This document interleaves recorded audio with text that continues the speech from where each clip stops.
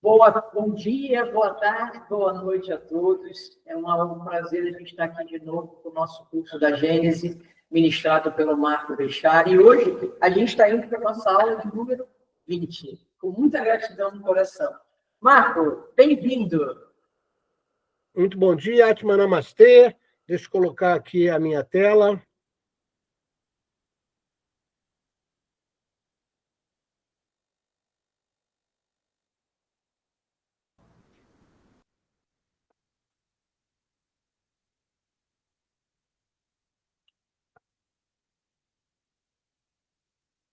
Todos vendo a minha tela?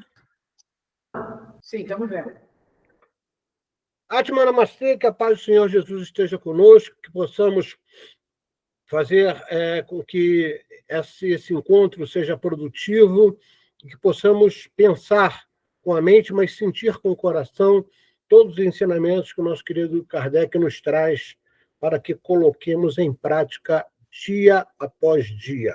Estamos no capítulo 16, o capítulo é As Predições segundo o Espiritismo, e vamos falar sobre a teoria da presciência, itens 1 a 18, ok? Aula 20. Vamos lá. O primeiro item desse capítulo é basicamente a afirmação: as coisas futuras não existem. Puxa, Marco, o que significa dizer isso? Dentro da teoria quântica, quando você estuda a teoria quântica e a mecânica quântica, eles acreditam, né, os cientistas quânticos acreditam, que existe uma partícula chamada cronoton. Essa partícula, ela, vamos dizer assim, ela imprime, tá, no espaço tudo aquilo que a gente faz. Na realidade, isso é a base do conceito acástico. Tá? Então, toda vez que você faz alguma coisa, você queima uma partícula de cronoton, como se fosse uma célulazinha, quando você passa, por exemplo, numa cabine, né, de cobrança automática.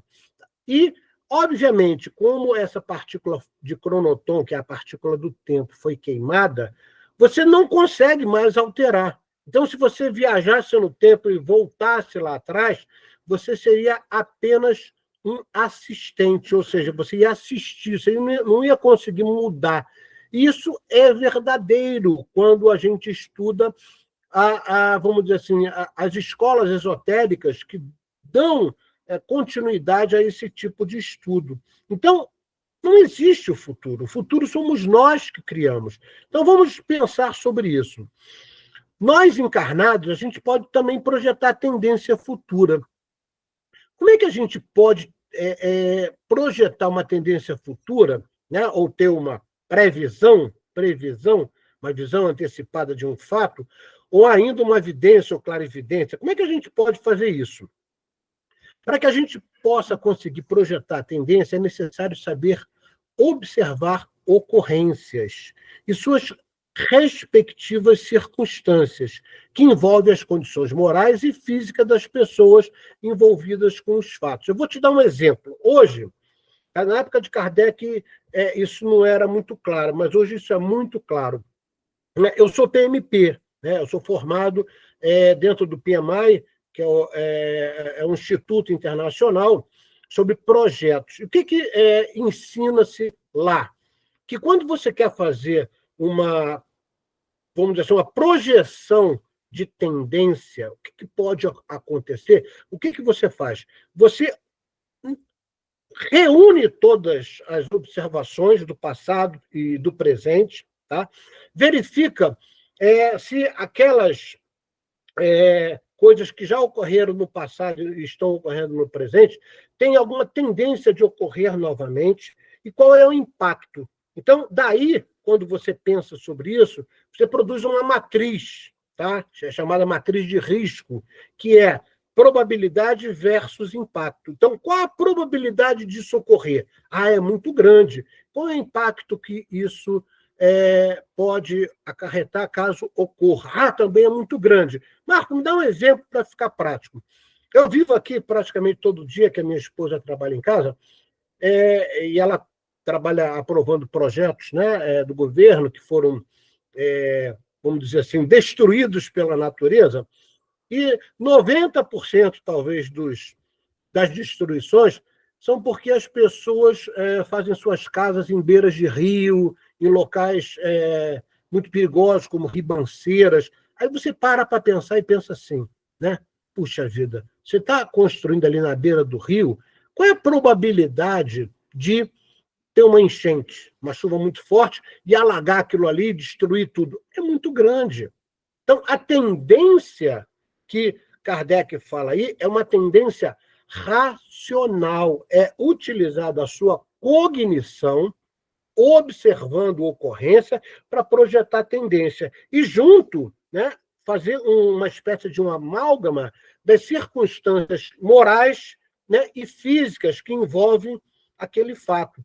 Então, esta é a forma que nós, encarnados, temos de projetar tendências. Isso tirando, né, a possibilidade de evidência ou clarividência, né, que alguns médios têm. E eu te diria que cada vez mais as mediunidades estão sendo escassas. Por quê? Porque já passamos da época fenomenológica. Nós vivemos hoje uma mediunidade de parceria, onde o médium é responsável em adquirir a informação, colocar em prática, transformando-a em conhecimento, e aí sim, criando afinidade com a espiritualidade maior, ele aproxima esses espíritos que lhe dão uma, vamos dizer assim, inspiração mais propensa à realidade. Então, é desta maneira. Então, a gente foge daquelas coisas, né, que o pessoal falava assim, eu estou vendo o futuro numa bacia, como nós tradamos, ou pessoas que vão procurar em cartomantes, né, o que vai acontecer no futuro. Né? Kardec, como um ser extremamente inteligente e racional, já naquela época dizia que isso é engodo. Tá? A forma que os encarnados têm de projetar tendências futuras é essa que eu falei para vocês. Tá? Observando a ocorrência, né? Verificando a probabilidade da ocorrência versus o impacto. Aí você cria o quê? O que nós chamamos hoje, né, dentro do conceito da tecnologia, que já temos acesso, de matriz de risco. Da matriz de risco, você faz o mapa de risco. Então, isso deveria ser feito por todos os governantes, todas as pessoas que têm responsabilidades em aprovar ou liberar verba, né? Então, a gente vê que isso ainda não ocorre. A gente tem aí mais de 5 mil municípios no Brasil e o nível de responsabilidade, conforme falei, a gente vê que é muito baixo, ok? Então, fica a dica aí que as coisas futuras não existem. Somos nós que fazemos as coisas acontecerem. Se nós podemos projetar tendências, como a gente viu aí, eu expliquei, imagine os desencarnados, que não são tolhidos em sua percepção pelos órgãos sensoriais do corpo físico. Espera aí, Marco. Então, o desencarnado, ele pode fazer a mesma coisa que a gente, né, enquanto encarnado, faz, mas eles têm uma possibilidade maior que a nossa. Por quê? Porque eles não estão limitados pelos sentidos que o corpo físico nos traz. O desencarnado visualiza os fatos independendo da luz material e da relação espaço-temporal. Isso significa dizer que o espírito desencarnado apresenta maiores e melhores possibilidades de observar pela dupla vista. Ou seja, ele consegue projetar, ele consegue visualizar, perdão, o que está projetado, o que está plasmado pelo pensamento do ser humano. Então tem essa possibilidade, né, que os desencarnados têm, e pouquíssimos encarnados atualmente têm essa possibilidade de observar, por muitas vezes, num fragmento do próprio campo áurico da pessoa, o que já está plasmado. Então, o espírito olha e verifica ali exatamente, né, que já foi plasmado pelo pensamento, até porque, quando nós pensamos, a corrente eletromagnética ela cria um circuito fechado em nosso campo áurico e projeta, exatamente de acordo com o chakra, de acordo com a função do chakra, naquele local, uma espécie de um padrão vibracional que nós entendemos como cor. Ok? Então, para o desencarnado, fica muito mais fácil ele observar um fato futuro. Tá? Ele olha lá, né, pela dupla vista, e o que está ali sendo projetado, que está plasmado, não só no ambiente, mas também no campo áurico, ele consegue dizer, isso pode acontecer. Por isso que os espíritos, né, quando nos vêm, através da inspiração, eles conseguem dizer, tome cuidado com isso, porque isso pode acontecer. É desta maneira. Então, não tem mágica, ninguém tem bacia ali para observar o futuro, não tem bola de cristal, nada disso, ok? Então, a gente verifica que essa possibilidade dos desencarnados não é difícil, né? Para eles, né? Então, daí eles afirmam alguma coisa que pode ocorrer em um futuro próximo, ok? Que o espírito desencarnado apresenta maiores possibilidades, disso não temos dúvida. Porém, vale lembrar que essa possibilidade de vista dupla está condicionada à sua moralidade. Espera aí, Marco, então significa o quê? Que o espírito trevoso, na grande maioria das vezes, quando ele quer ameaçar, quando ele quer dizer que vai acontecer alguma coisa, a maioria das vezes ele está blasfemando, ele está mentindo. Porque, da mesma forma que o intelecto se expande à medida em que a moralidade se desenvolve, da mesma forma é para o desencarnado. Então, se ele tem uma moralidade baixa, a possibilidade dele ter mais virtudes é bem menor. Ou seja, mais moralidade, mais possibilidade, e vice-versa. Ok? Essa previsão apresenta grandes probabilidades de ocorrer, mas é impossível, preste atenção nisso, é impossível, até para um espírito evoluído, dizer data, quando vai ocorrer, com certeza ou precisão. Nem Jesus fazia isso, nem Jesus fez isso.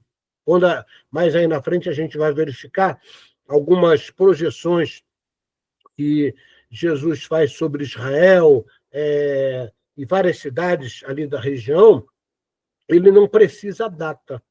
Ele sabe que vai ocorrer devido à falta de moralidade, devido, né, às coisas que os encarnados estavam fazendo. Então, eles mesmos estavam protagonizando o que lhes ocorreria. Tá? Mas quando um espírito, por exemplo, numa mesa mediúnica, ou num centro de Umbanda, ele faz uma afirmação, isso aí vai ocorrer no mês tal, tá?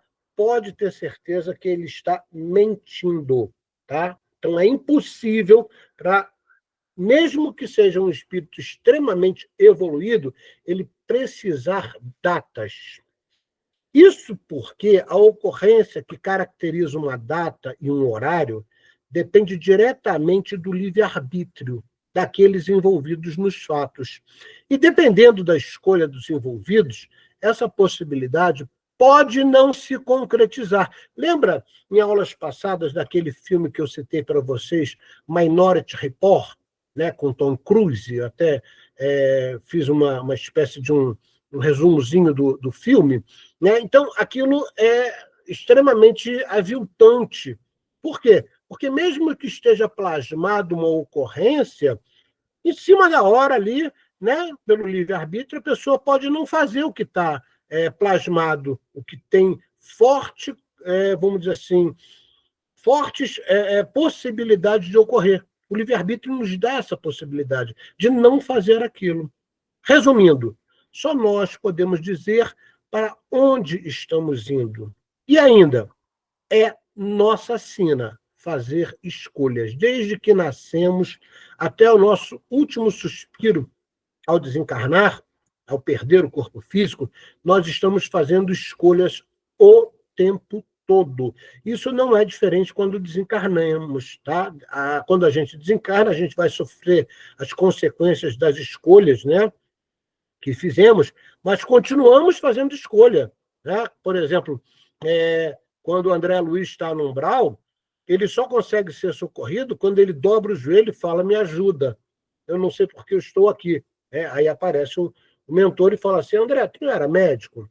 Você não sabia que não era uma coisa saudável você fumar? Então você acabou queimando o seu fluido vital, que estava programado, estava planejado, e você acabou vindo para cá, passar o tempo que você ainda teria de fluido vital para ficar entre os encarnados. Então, isso também é uma escolha, você pedir auxílio, ok? Mesmo desencarnado. Existem casos que, mesmo os pensamentos plasmados no ambiente, acrescidos da circunstância dos fatos e das convicções em produzi-los por parte dos encarnados, seja uma realidade transparente, com todas as probabilidades de se concretizarem. Nem sempre os espíritos têm permissão de antecipá-los. Em outras palavras, espírito bom não fica trazendo notícias de tragédia do que vai acontecer. Mesmo que todos os fatos, todas as ocorrências, que já esteja plasmado, está tudo ali nitidamente que aquele fato, né, que ele poderia antecipar, vai ocorrer. Mas espíritos bondosos não trazem esse conceito de trazer uma espécie de preocupação para os encarnados. Eles são amorosos. E o que eles fazem, Marco? Eles previnem, falam assim, olha, tente mudar o seu pensamento, tente ser mais rígido na sua disciplina. Eles dão conselhos, tá? Eles não jogam, vamos dizer assim, um fato dizendo isso vai ocorrer, tá? Porque nem eles sabem, como a gente já afirmou. Pois esse aviso ou alerta ao encarnado poderia tirar do caminho do encarnado uma prova ou uma expiação necessárias para a sua depuração e aprendizado. Ou seja, nada ocorre sem a permissão divina. E quando ocorre de um espírito anunciar ao encarnado uma grande probabilidade de concretização de um fato futuro, é porque o mesmo, ou seja, o encarnado, já apresentou méritos para receber a informação, a fim de se precaver. Logo, existe uma utilidade benéfica na informação antecipada. Então, eu não vou dizer aqui que vocês deveriam evitar qualquer pessoa que se diga capaz de antecipar o futuro. Não estou aqui para ficar dizendo que vocês devem ou não devem fazer. Porém, se você fizer uma análise racional dentro da doutrina espírita, você vai ver que isso é totalmente desnecessário. É você que molda o seu futuro, é você que traça o caminho para onde você está indo, de acordo com seus pensamentos, suas palavras, suas atitudes, suas emoções, seus sentimentos, como você trata o próximo, como você entende as suas próprias falhas, se você está fazendo a sua reforma íntima, tudo isso, na realidade, acaba pesando para onde você está indo, ok? Vamos ver o item 12 desse capítulo que estamos estudando. Os acontecimentos, Kardec diz lá, vulgares da vida privada são consequência da maneira de proceder de cada um. Olha aí, exatamente o que eu acabei de falar.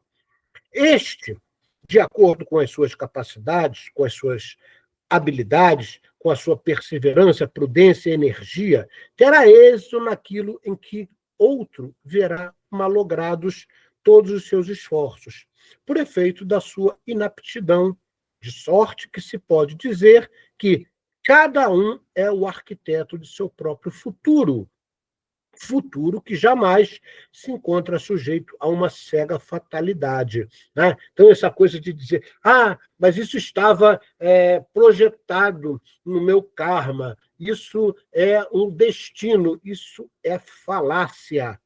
Nós podemos mudar o nosso destino, nós podemos mudar as coisas que, por muitas vezes, estavam até planejadas, né, como expiações ou provas. Tá? Nós temos essa capacidade.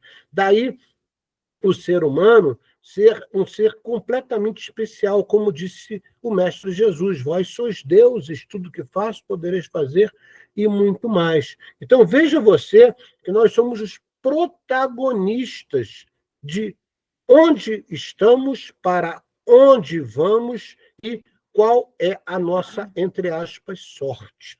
Independente da sua personalidade. O que é a personalidade? É a persona, ou seja, a vida atual que você se encontra por estar encarnado, né, tendo que passar por determinadas provas e expiações. Então, independendo da sua personalidade, você pode sim mudar o futuro. Marco, me dá um exemplo prático. Uma pessoa que nasce num local muito pobre, uma favela, vamos colocar assim, que vive ali no meio de criminosos. Então, existe uma tendência muito grande de ela também se tornar uma criminosa, né? Devido ali aos fatos. E se você lembrar, tem gente que afirma cegamente que a pessoa é fruta do ambiente, tá? Só que nós sabemos que isso é mentira, porque você pode, assim, mesmo estando ali à prova, né, de estar num ambiente, vamos dizer assim, entre criminosos, você pode ter uma escolha e dizer: não, eu não quero isso. Eu não quero esta vida para mim. Então, você vai buscar novos rumos, você vai estudar, você vai fazer outras coisas que vão tirar você daquela ocorrência, daquela, entre aspas, fatalidade que a vida te colocou. Tá? Então, essa coisa de dizer: o fulano é vítima da sociedade, isso é uma grande falácia. Tá? Porque nós, mesmo estando em um ambiente extremamente agressivo, um ambiente extremamente ruim para a formação moral desse ser humano, ele pode sim tomar medidas e providências e escolhas que tirem ele dali. Tá? Então, esse papo de dizer que o ser humano é fruto do meio ambiente e o fulano é um criminoso porque ele nasceu num ambiente muito perigoso e não teve escolha, como muitas ideologias querem passar, isso é uma verdadeira falácia. Ok? Então, a gente sabe que, conhecendo-se o caráter de um indivíduo, facilmente se lhe pode predizer a sorte, o que o espera no caminho por onde haja ele enveredado. Ok? Então, essa é uma afirmação de Kardec que nós desdobramos aí nessa explicação. A consulta a videntes, cartomantes, quiromancistas e outros magos que antecipam e predizem o futuro não passa de um jogo que pode até mesmo ser prejudicial quem os consulta. Isso porque muitos desses, entre aspas, magos realmente trabalham com espíritos. Porém, a natureza desses espíritos é a quarta dimensão, ou seja, é umbral, gente. Então, você está ouvindo uma pessoa que está sendo assistida por um espírito quase que trevoso, se não trevoso. Logo, somos nós, sem o corpo físico. O que é um espírito que está na quarta dimensão? Somos nós, né? Encarnados, que quando desencarnamos, vamos para a quarta dimensão. Muitos desses magos podem ser bem intencionados em ajudar o próximo, mas pelo fato de cobrarem dinheiro por essa ajuda, dificilmente terão assistência de espíritos bons, ficando esta assistência para espíritos zombeteiros e até mesmo espíritos maus. Marco, o que você está me dizendo? Caridade e gratificação pela caridade, seja qualquer tipo de gratificação, não combinam. Então, se você tiver em qualquer tipo de credo que cobre alguma coisa para te fazer um benefício, saia correndo dali, porque aquilo ali não presta. Puxa, Marco, eu já fui num local que a moça me cobrou lá para fazer um servicinho e deu certo, tá? Às vezes dá certo, às vezes dá errado. Eu não te diria que a grande maioria das vezes dá errado. E essa pessoa que cobra, que está fazendo isso, você pode ter certeza que ela vai pagar caro, muito caro e com juros pesados, tá? Sobre esta possibilidade. Como diria o Evangelho, né? Dai de graça o que recebeste de graça. Então, se você teve a possibilidade de receber a virtude, né, de ser um bom médium, tá? Você acaba estragando quando associa isso a dinheiro. Puxa, Marco, mas o médium pode estar passando dificuldades e até fome. Não interessa. Mediunidade não tem nada a ver com gratificação. Mediunidade é uma coisa, gratificação é outra. Busque gratificações pelo trabalho material e não pelo trabalho mediúnico. Ok? Portanto, evite esse tipo de jogo. Você pode se tornar joguete na inteligência de um espírito que não tem intenções tão nobres. Mas o que você está querendo dizer com isso? Por muitas vezes, o espírito que vai assistir esse cartomante, vidente, né, entre aspas, né, ele, na realidade, é alguém que não gosta de você. É alguém que está buscando vingança. Então, vai passar para o médium vai passar para você informações ou determinadas orientações que vão te prejudicar. Então, cuidado com isso. Se você realmente é um espírita convicto, fuja de qualquer coisa que associe mediunidade com gratificação ou dinheiro. Ah, mas não pode ser um presentinho? Não, não pode ser nada. Tá? Normalmente, um bom médium não aceita absolutamente nada pelos serviços que ele presta. Tá? Ele não cobra por informações que ele tem. Quando você vai numa casa, fala assim, para fazer o curso aqui de mediunidade, você vai pagar apenas 12 parcelas de R$ 100. Tá? Saia correndo dali. Todo mundo que cobra para fazer qualquer tipo de trabalho mediúnico, seja palestra, seja curso, saia correndo. Aquilo ali não presta. Ok? Como já afirmamos em itens anteriores, não é possível para um espírito, mesmo evoluído, afirmar a época em que uma tendência se concretizará ou se realmente acontecerá. Pois o encarnado tem o livre-arbítrio para concretizar tendências ou modificar tudo a qualquer momento, reforçando o que a gente já falou. Item 15. O tempo, como o espaço, não pode ser avaliado senão com o auxílio de pontos de referência, que o dividam em períodos que se contêm. Na Terra, a divisão natural do tempo, em dias e anos, tem a marcá-la o levantar e o pôr do sol, assim como a duração do movimento de translação, tá? E de rotação também, né? A translação é o movimento que a Terra faz em torno do Sol. E a rotação é o movimento que ela faz dentro do seu próprio eixo, ok? As unidades de medida do tempo necessariamente variam conforme os mundos. Espera aí, Marco. Então, em outro planeta, o dia não tem o mesmo tempo? Não. O mês não tem o mesmo? Não. Né? A gente tem um exemplo aqui embaixo em vermelho. As unidades de medida do tempo, necessariamente, variam conforme os mundos, pois que são diferentes os períodos astronômicos, tamanho do orbe importa, né? Uma série de fatores. Assim, por exemplo, em Júpiter, os dias equivalem a 10 das horas terrestres, e os anos a mais de 12 anos nossos. Então, o próprio Kardec cita isso aqui. Né? Então, eu coloquei aqui, né, em vermelho para enfatizar. Um dia em Júpiter é igual 10 dias na Terra. Um ano em Júpiter é igual 12 anos na Terra. Marco, me dá um exemplo aqui na Terra. Você lembra lá, quando a gente estuda, né, no Antigo Testamento, por exemplo, né, olha, fulano de tal, Moisés morreu com 900 e tantos anos. Aí você se pergunta, será que a forma de marcar o tempo era igual naquela época como é hoje? Não, não era.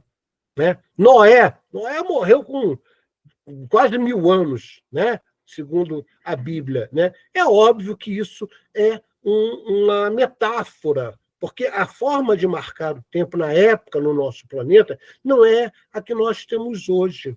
E se você for comparar com outros mundos, eu dei um exemplo aqui de Júpiter, né, que é o que Kardec citou. Olha aqui, ó, um ano em Júpiter corresponde a 12 anos na Terra.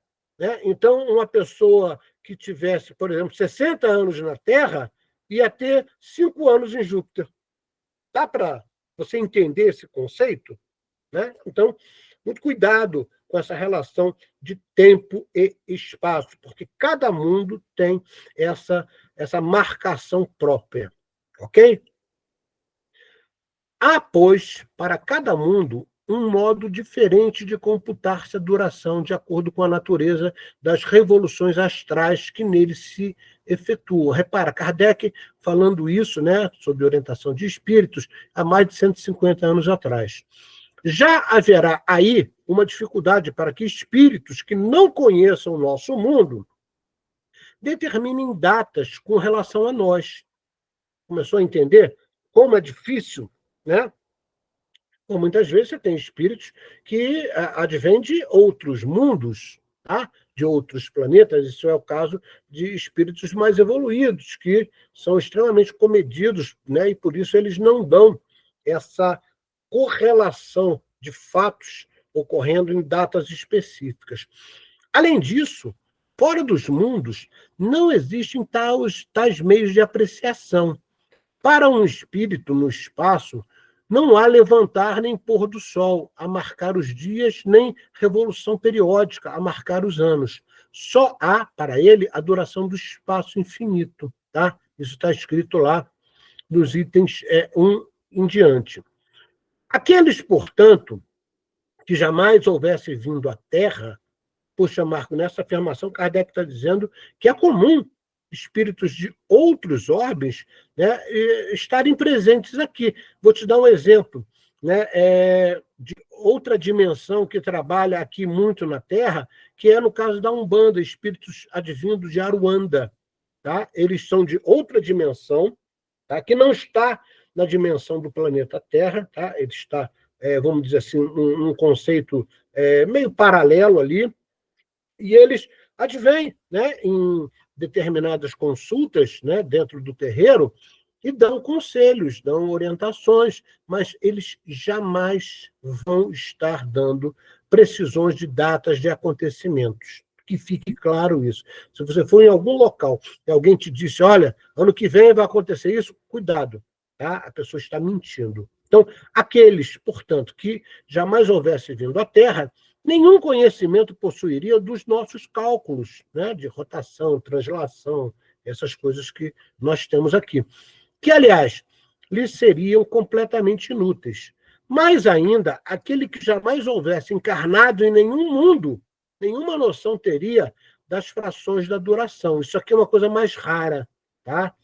Quase sempre os espíritos que nos assistem já encarnaram em algum mundo, né? E para não encarnar em mundo nenhum, tem que ser um espírito altamente evoluído. Quando um espírito estranho à Terra vem aqui manifestar-se, não pode assinar datas aos acontecimentos, senão identificando-se com os nossos usos. Ora, isso, sem dúvida, lhe é possível, porém, as mais das vezes, ele nenhuma utilidade descobre nessa identificação. Ou seja, ele não faz. Tá? Então, quando você tem, né, um espírito, vou dar um exemplo no terreiro de Umbanda. Né? Eu trabalho com determinados espíritos, né, que, né, vêm de Aruanda. E quando eles estão dando ali a orientação, tá? Isso reflete na minha cognição, eles usam muito do meu conhecimento para poder ter similaridade no que vai ser falado ao consulente, tá? Eu fico sempre prestando atenção ali, né? E já aconteceu uma vez só, quando eu trabalhava num terreiro em Santos, que o espírito, ele mais ou menos tentou precisar uma data, mas eu imediatamente cortei. Puxa, Marco, o médium pode fazer isso? Claro, eu estou consciente. Não tem mais médium. Se você olhar a quantidade, por exemplo, de médios que trabalham inconscientemente hoje, eu te diria que é menor que 1% no planeta Terra, na atual conjuntura. Tá? É óbvio que isso no passado era muito mais presente. Mas à medida em que, como diria a dona Maria Modesto Cravo, a mediunidade de parceria se faz presente e necessária, cada vez mais o médium tem consciência de tudo aquilo que o espírito passa ao consulente. Tá? Isso pode acontecer num terreiro de umbanda, pode acontecer numa mesa mediúnica, né? Pode acontecer em qualquer local. Então, o médium tem que estar sempre preparado e predisposto a estar até analisando o que lhe chega à mente. Como diria Haroldo Dutra, né? Eu gosto do Haroldo Dutra, e ele tem uma frase que eu acho muito bacana. Ele fala assim: o médium é uma espécie de tradutor do que o espírito lhe passa. Tá? Então, imagine se o médium não conhece o alemão. Tá? Aí o espírito fala em alemão. Ele não vai ter condição de traduzir. Ele vai ter que inventar coisas, porque ele não entende. Né? Então, o que acontece? Por uma questão de lei divina, a afinidade é preponderante no estado mediúnico. Ou seja, você afiniza com espíritos que têm condições de lhe passar informações que você vai traduzir e ou colocar em prática ou passar como orientação para alguém. Por isso que a gente diz, né, e quem dizia isso com muita propriedade era o nosso querido Chico Xavier, que mediunidade, no fundo, é afinidade. Quanto maior for o seu nível de conhecimento, seu nível de informação, mais propenso você estará a gravitacionar, a atrair espíritos que tenham possibilidade de lhe passar uma informação e que você possa traduzir sem distorcer.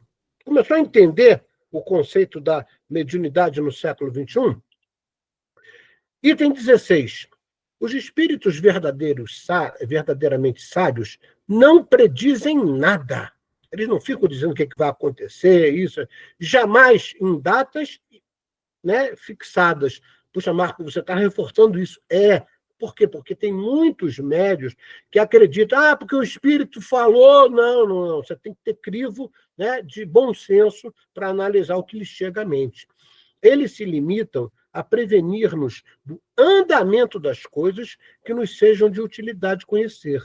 Insistir por obter informações precisas é expor-se a mistificações dos espíritos levianos que predizem tudo o que se queira, sem se preocuparem com a verdade, divertindo-se com os terrores e as decepções que podem causar.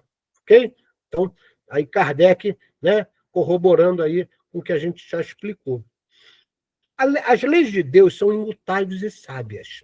Os espíritos sabem que não tem permissão de impedir o nosso livre-arbítrio. Então, um bom espírito, tá, sabe que ele jamais deve levantar falso testemunho ou fazer afirmações que possam induzir ou influenciar a sua escolha, ou seja, o seu livre-arbítrio, em tomar uma decisão.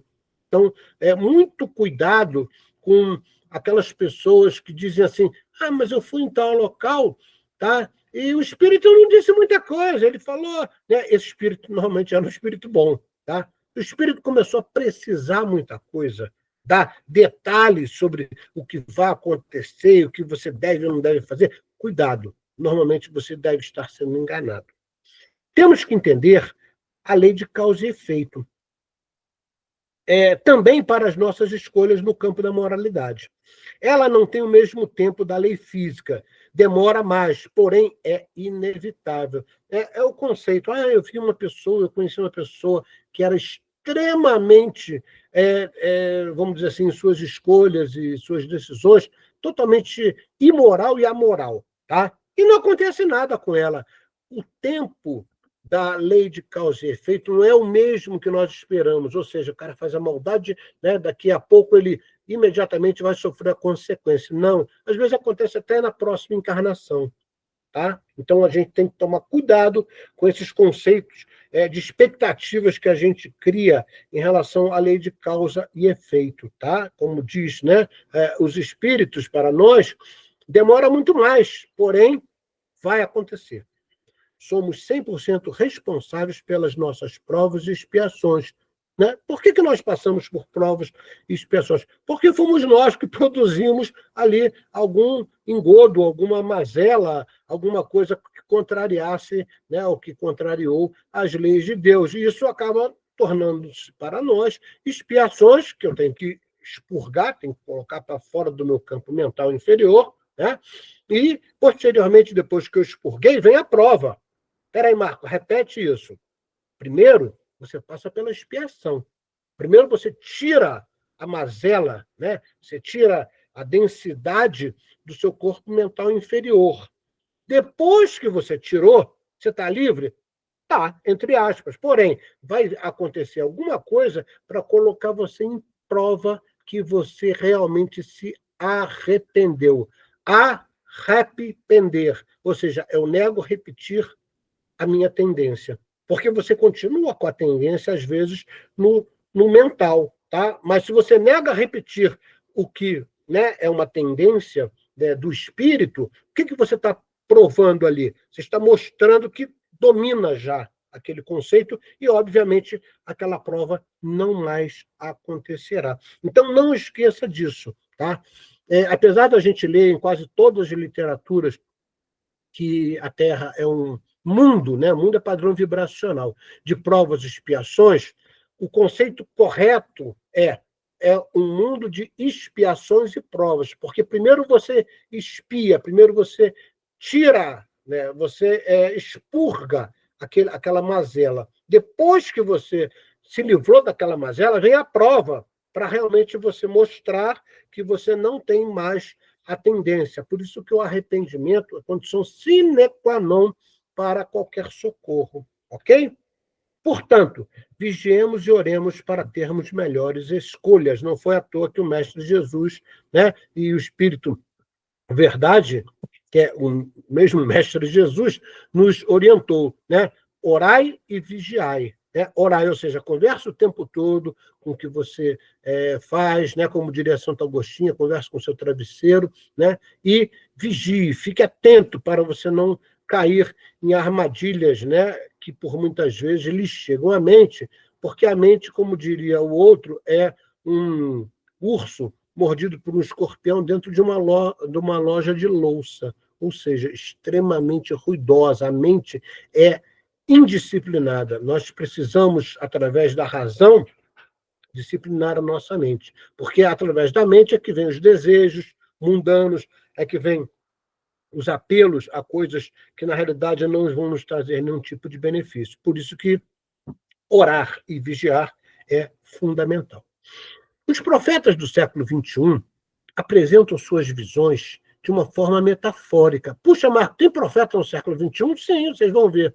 E nem sempre completas, como sempre fizeram os profetas em outras épocas, como eram os profetas, por exemplo, do Antigo Testamento, né? Isaías, por exemplo, né? Que deixou muitas informações lá atrás que se concretizaram no futuro, inclusive se referindo ao Mestre Jesus.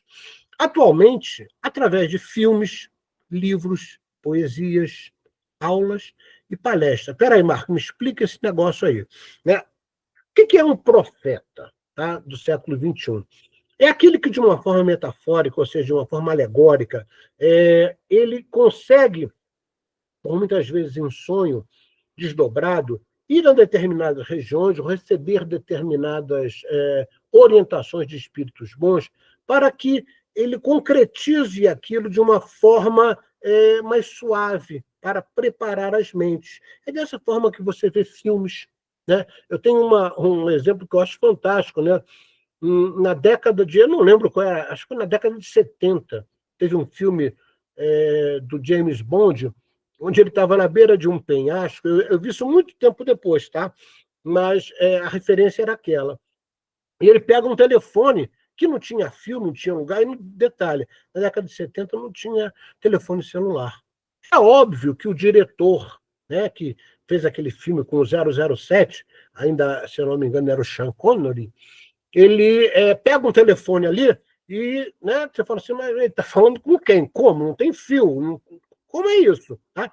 Isso é uma forma dos espíritos, né, levarem esses diretores, né, esses autores, esses poetas, né, professores, palestrantes, para determinados locais e falar assim, olha, dentro das coisas que você faz, insira essa informação. E a pessoa, de uma forma, às vezes, suave ali, coloca aquilo que, por muitas vezes, nós chamamos de ficção científica. Não é isso? Isso são os profetas do século XXI. Os espíritos amigos se utilizam dessas inteligências por inspiração, né, por muitas vezes, como eu falei, desdobrados, para ir passando aos poucos os novos conhecimentos e as futuras realidades que estaremos vivendo em breve. Então, filmes de ficção científica, né? Coisas que, nossa, olha só, isso acontece dessa maneira, né? Isso nada mais é do que uma espécie de preparo, de aceitação das nossas mentes para coisas que acontecerão, ok? Aí nós vemos aqui, né, outras formas, né, de, entre aspas, esses profetas do século XXI, através da psicografia, tá? Onde ele pode narrar um fato que já ocorreu ou que está para ocorrer, mas sem precisar data, deixando como alerta, como eu falei, né? Orientações a palestrantes, onde os espíritos estão sempre ali assistindo esses palestrantes, dentro de um terreiro, né? Um preto velho, entre aspas, porque na realidade ele se apresenta como preto velho por uma simples possibilidade de ter gostado de, nesta época, ser extremamente simples e ter a humildade cultivada nessa encarnação. Mas, por muitas vezes, é um médico que está aqui, né, se manifestando para o médico como preto velho, mas é um médico. Eu te digo aqui com muita propriedade que o Exu Tranca-Rua, que eu trabalho no terreiro, é médico.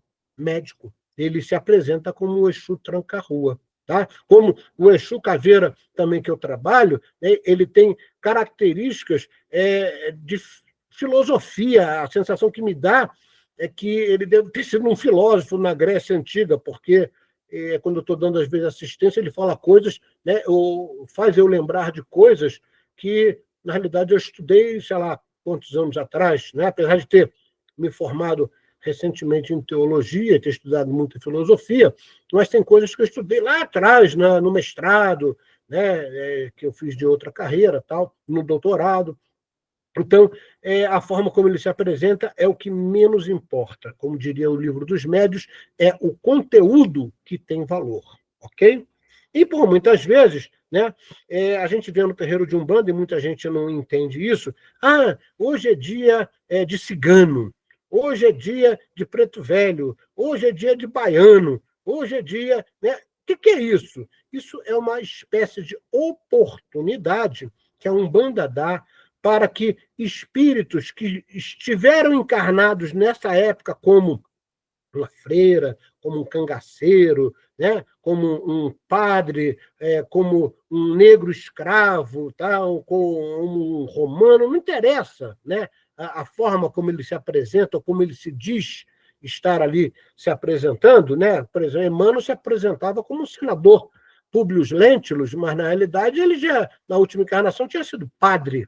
Tá? Então, você começa de hoje, está encarnado, né? Hoje é um jovem de aproximadamente 23 anos, se eu não me engano, que está encarnado aqui em São Paulo e em breve será um grande protagonista dentro da educação, de uma forma geral. Tá? Então, você procurar, por exemplo, na internet, no YouTube, reencarnação de Emmanuel. Tá? Você vai ver lá o Haroldo Dutra conversando com ele, o Geraldinho conversando com ele, né? E dizendo nitidamente, olha, isso aqui eu notei que é a reencarnação de Emmanuel. Tá? E isso também foi predito, né, por Chico Xavier. Né? Emmanuel falou isso para Chico e Chico, em determinado momento, revelou isso. Tá? Então, meus irmãos, muito obrigado por terem estado comigo até agora. Até a próxima aula. Atma Namastê, que a paz do Senhor Jesus permaneça em vossos corações e em vossos lares. Beijo no coração, até o próximo domingo. Um abraço.